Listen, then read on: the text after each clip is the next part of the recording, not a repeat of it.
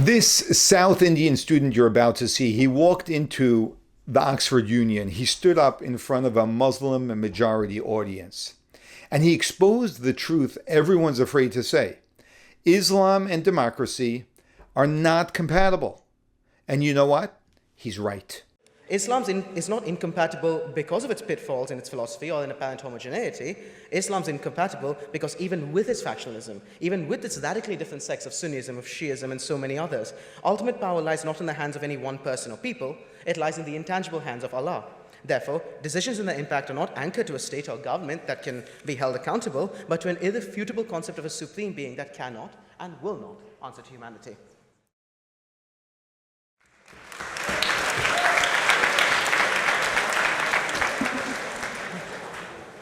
That took a while, huh? Good evening, everyone. It is my pleasure to address the chamber as part of this historical debate on a highly contentious yet necessary point of discussion regarding today's governments and democracies. I'll spare you the long introductory remarks and get right into it. I posit this thought experiment to make you understand what the base of the conflict between Islamic and democratic values is.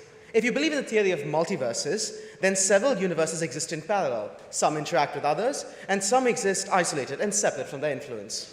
This applies to all societies, and democracy can be imagined as the overarching multiverse. However, if the multiverse theory is true, then there exists at least one universe within this multiverse where the theory is not true. Islam is this universe, and hence the argument as to whether they can coexist or not enters a paradox. This paradoxical nature is exactly why Islam and democracy remain incompatible in the world today. I shall now introduce you on the speakers on the other side. To open the opposition, we have our beloved treasurer-elect, Musa Haraj. Musa and I go way back, to when he first tried to hack me back in Hillary. From the time I've known him, he's been quite the well-spoken motivator, and I deeply admire his resolve. He will make a formidable opponent. Musa and I have shared many a drink. I felt like I was in a Bond thriller, where he was plying for information, plying me with beer, after beer, after beer. What he didn't realize at the time was that I was a borderline alcoholic, and what I didn't realize at the time was that he was a Muslim. Which explains his stance on the opposition, yes, but begs the question, what was he doing haunting bars at late hours of the night? Next, we have Serbian Minister Usami Zukorlic, leader of the Justice and Reconciliation Party, renowned through the Sanjak region and amongst Bosnian Muslim communities. I have it on good authority, Usami, that you used to run an organic food store called Biosan. That's all well and good, but just for tonight, I think it's time you put down the green beans and focus on something more serious. Following him, we have Dr. Masli Malik, the former education minister for Malaysia. As a proud Singaporean myself, I must say that while I massively respect your education system, ours does beat yours on practically every possible metric. I also see that you completed your DPhil in Durham. Glad to see you finally made it to Oxford for once. As the appointed chairman of the International Institute of Advanced Islamic Studies, I greatly look forward to hearing your thoughts on this debate. And last but not the least, we have Majid Nawaz. As founder and chairman of the think tank Quilliam and a critic of Islamism, I do sometimes wonder what you're doing on that side of the debate. Hopefully what you say today won't get you sent back to prison in Egypt. Nevertheless, your experiences with extremist organizations and prisons in England, Egypt, and beyond must have been quite critical in shaping your perspective into what you call a global totalitarian theopolitical project. I can't wait to hear your insights. Your speakers, Ibrahim. Now, to delve into the motion itself, this House believes Islam is incompatible with democracy. It's a straightforward motion with many, many ways to take it forward, but the way I shall be exploring this in today's speech is through the lens of Islam's use in modern-day power politics. I will not be elaborating too deeply on Islamic theology, for 9 minutes is just not enough time to go deep into Islamic philosophy. I will instead be addressing certain concepts of Islam's legitimacy in governments worldwide, of its use as a raison d'etre for political parties, particularly in Europe and India, and of its justifications it provides for anti-democratic actions and principles in various nations. So critically, the argument I will set out in this debate will focus on the incontrovertible fact that Islam and democracy are two irreconcilable concepts due to the fundamental principles via which they exist and operate when it comes to the approaches to governance and primarily accountability.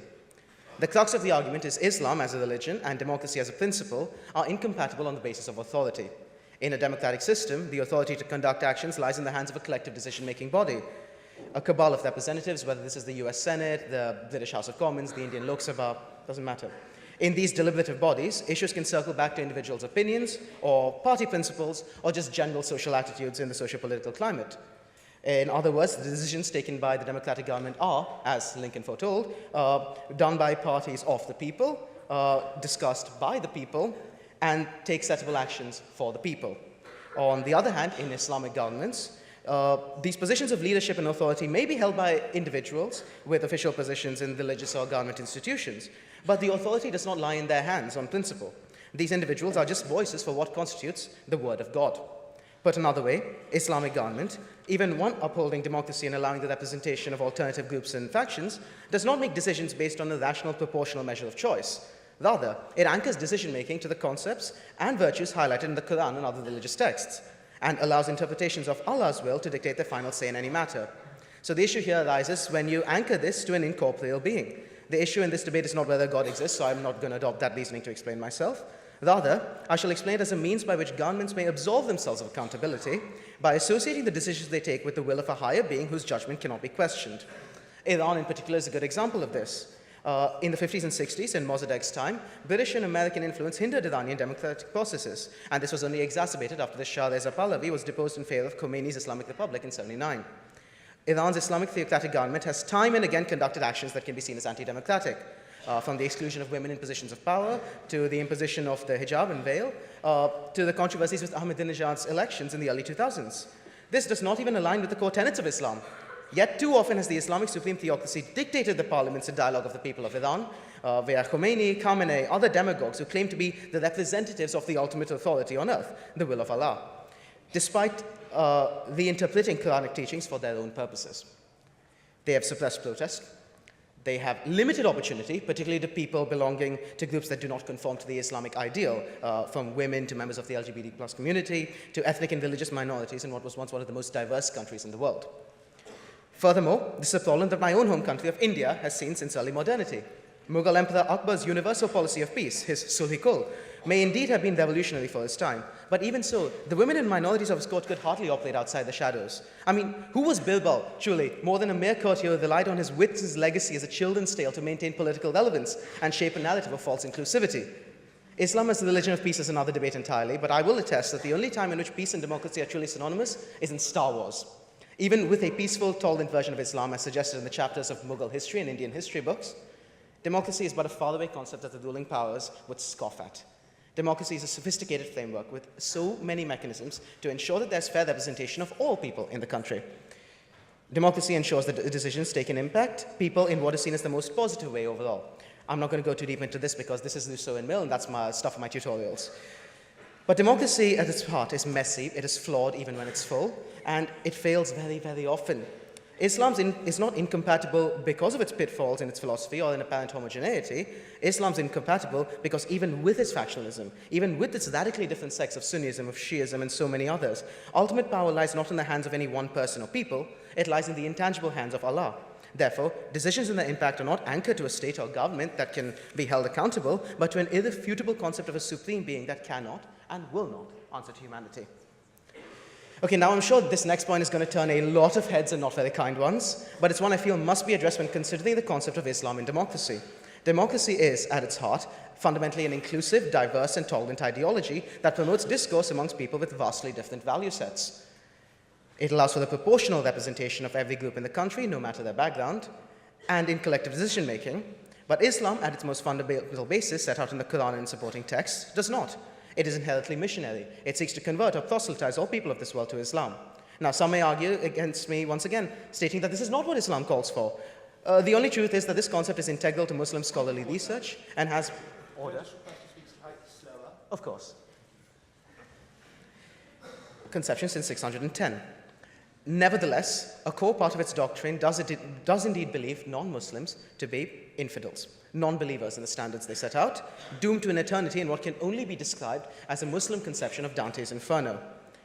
Now, I'm a Hindu myself, South Indian, and I do not fancy an eternity in a bubble bath of flames in the sixth circle of hell, just because I heard a statement and disagreed with what someone may suggest was the word of Allah.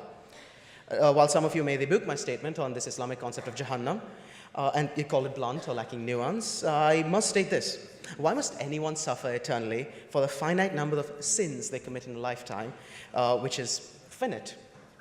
This argument has pervaded discussions from The Guardian, Islamic scholarly research, to even the Indian government's talking points. but they all point in one direction. Islam's inherently exclusionary. Islam's core principles serve to exclude those who do not conform to its religious umbrella, and sometimes even marginalize those belonging to second-class groups within countries. And thus, it's made it inconciliable with any Western model of government or authority. For whether it is approached politically or not, the inclusion of Islam into a model of human freedom cannot allow for the coexistence of a pluralistic, fair democracy. I also had a bit on populist to say, but I think I will avoid that for now, given that we're running short on time. But frankly, do consider this statement. I'm not saying that Islam is the only religion which faces the issue of populism, demagogues, and extremists who will use it to pander narratives to their favor, but the entire concept of religion and government is very easily exposed to this. The whims of power-driven populists who use these narratives to propagate fear and hysteria to the divine authorities they claim to represent will seek power for their own interests rather than for the collective population that democracy calls for. Democracy is factional and federalist in nature, and as Hamilton and Jay wrote, doesn't just promote but needs dissenting voices to function in its truest, most sophisticated form. Just let me conclude, this won't take more than 10 seconds. On the other hand, despite there being radically different sects within Islam's overarching framework, the reliance on its legitimacy being tied to an authority of a higher being, Allah, and hence following a monotheistic belief structure that absolves individuals and governments of accountability, makes them fundamentally contradictory. I urge this House to digest what I and other members of the proposition will have to argue and vote in our favor at the end of this debate. Thank you.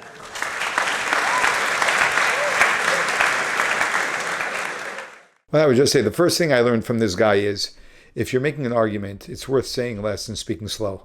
Very hard for people to hear what you're saying, and you can't have a lot of influence that way. But his main point was that Islam and democracy are not compatible. Anyone whose eyes are open can see that very clearly. There's a reason why they have Sharia courts established in Western societies where they allow them to, which is very problematic, because they do not want to abide by democracy. And they want to abide by Sharia law. And Sharia law is a law which completely contradicts and disagrees with much of Western values. So it is simply not compatible.